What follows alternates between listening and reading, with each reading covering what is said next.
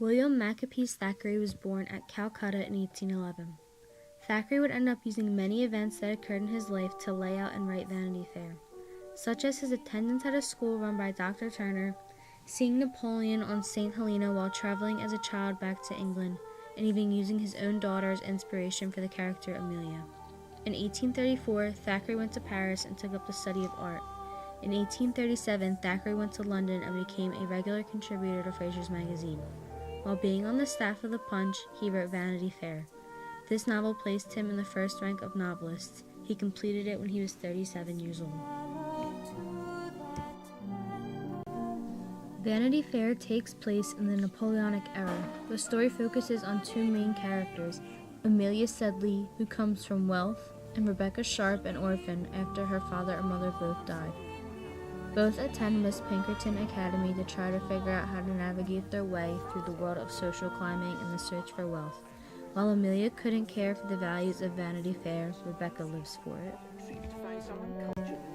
Farther into the book, the story splits into two different perspectives, one to be Rebecca's and the other of Amelia's. Rebecca attempts to get Amelia's brother, Joseph Sedley, to marry her, but when George Osborne, Amelia's husband-to-be, protests, it falls through.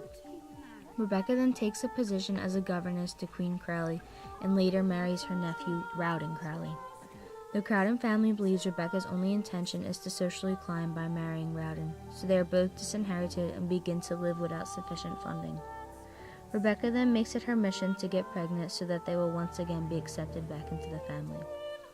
Amelia Sedley is set to marry George Osborne, even though his father protests since her family lost their fortune. They marry in secret before he sets off to battle at Waterloo, where George loses his life and Amelia is devastated having been pregnant with his child. George's father wants nothing to do with it and leaves Amelia pregnant, alone, and broke. Fast forward a few years, Rebecca and Rowden are struggling for money, but she insists on living the Vanity Fair lifestyle. She meets a man named Lord Stein who gives her money and diamonds and tries to convince her to be unfaithful to her husband. When Rowden finds out, he takes his son to live with his brother and wife and sets off for Coventry Island, where he ends up dying of yellow fever. During this time also, Amelia realizes she can no longer be selfish and keep her son around, due to the fact that her parents are starving and she can barely provide for him anymore. He goes off to live with his grandfather, George Osborne's father. Rebecca, having lost the respect of those around her, wanders through Europe and runs into George, Amelia, and Joseph in Germany, years later.